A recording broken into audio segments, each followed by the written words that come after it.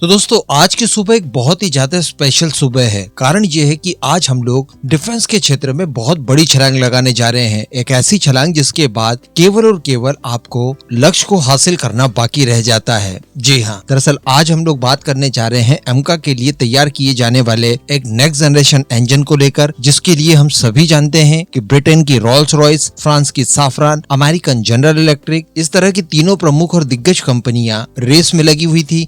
यानी अब हमें डिसाइड करना था कि हम किस कंपनी के साथ जाकर एमका के लिए नेक्स्ट जनरेशन का इंजन डेवलप करेंगे। इसके लिए मुझे आपको बताते हुए काफी खुशी हो रही है कि कल ही के दिन राजनाथ सिंह जी द्वारा इस बात की घोषणा कर दी गई है कि हम लोग इस फ्यूचर इंजन को डेवलप करने जा रहे हैं फ्रांसीसी कंपनी साफरान के साथ। जी हाँ, जैसा कि खबरें पहले भी छन कर आ रही थी और हम सभी लोगों को अनुमान भी था सारी परिस्थितियां देखने के बाद कि संभवतः इस इंजन का डेवलपमेंट हम लोग फ्रांसीसी कंपनी साफरान के साथ मिलकर ही करेंगे। इसमें हमें कई तरह के बेनिफिट्स हैं जिनको लेकर हम पास्ट में बात कर चुके हैं। सबसे बड़ी बात, संबंधों में स्टेबिलिटी। भारत और फ्रांस के संबंध हमेशा से ही बिल्कुल स्टेबल रहे हैं, इसमें कोई दो मत नहीं है कि ये जो संबंध स्टेबल रहते हैं इनके पीछे अपने अपने इंटरेस्ट रहते हैं।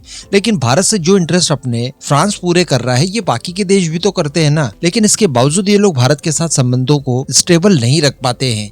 ये इनका फेलियर है एक्चुअली। इसमें आप ब्रिटेन का नाम ले लीजिए या फिर अमेरिका का नाम ले लीजिए। आप मैं हम सभी जानते हैं कि अगर ब्रिटेन की रोल्स रॉयस को सिलेक्ट किया गया होता तो टेक्नोलॉजिकली हमें ज्यादा बेहतर इंजन मिल सकता था। लेकिन हम ये बात भी जानते हैं कि यूके के अंदर लेफ्ट विंग गवर्नमेंट आए या फिर राइट विंग गवर्नमेंट आए, दोनों ही गवर्नमेंट के साथ हम लोग ज्यादा लंबे समय तक तालमेल नहीं बना सकते। ये इंजन परियोजना हम सभी जानते हैं कि 10 से 12 साल तक चलेगी। इतने लंबे समय तक इनके साथ समन्वय बनाकर रखना अपने आप में एक चैलेंज होगा। जबकि फ्रांस की अगर बात की जाए, और आप भी अगर मेरी तरह 90s किड हैं, तो आप सभी लोग लगातार देख पा रहे होंगे कि फ्रांस में लेफ्ट विंग गवर्नमेंट आए, राइट विंग गवर्नमेंट आए, कई सारी गवर्नमेंट हम लोगों ने हमारे जीवन काल में बदलते हुए देख ली, लेकिन संबंध हमेशा ही स्टेबल रहे हैं। यही कारण है कि फ्रांस को इसके लिए चयन किया गया है।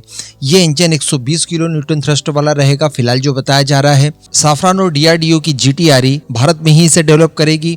इसमें किसी भी तरह की एक्सपोर्ट रिस्ट्रिक्शन नहीं रहेगी। रफाल इसके लिए टेस्ट बेड होगा। जिस दिन ये डेवलप हो जाएगा और उसका टेस्टिंग सर्टिफिकेशन होगा तो ये रफाल के साथ होगा। इसके लिए आप इसका फुल्ली प्रोडक्शन भारत में कर सकते हैं। इसकी टेस्टिंग और सर्टिफिकेशन जो होगा वो भी ज्वाइंटली किया जाएगा। यानी ऐसा नहीं है कि फ्रांस अपने खुद के बूते इसको टेस्ट कर लेगा, इसका सर्टिफिकेशन कर देगा और आपको कह देगा कि देखिए सब हो गया है, अब आप इंजन का मैन्युफैक्चरिंग शुरू कीजिए। हम इस इंजन की संपूर्ण प्रोसेस में शामिल रहेंगे। साथ ही साथ इंजन की टेक्नोलॉजी तो आपको दी ही जाएगी, लेकिन इसके अलावा जो मटेरियल इस्तेमाल होता है जिससे कि इंजन की कलपुर्जे वगैरह बनाए जाते हैं जो बहुत क्रूशियल होता है, उन्हें तैयार करने की टेक्नोलॉजी भी आपको दी जाएगी। इसके अलावा आपको टूल्स और जो मशीन्स होती है जो कि बहुत अनिवार्य होती है किसी भी इंजन को बनाने के लिए, उसकी टेक्नोलॉजी वगैरह भी दी जाएगी।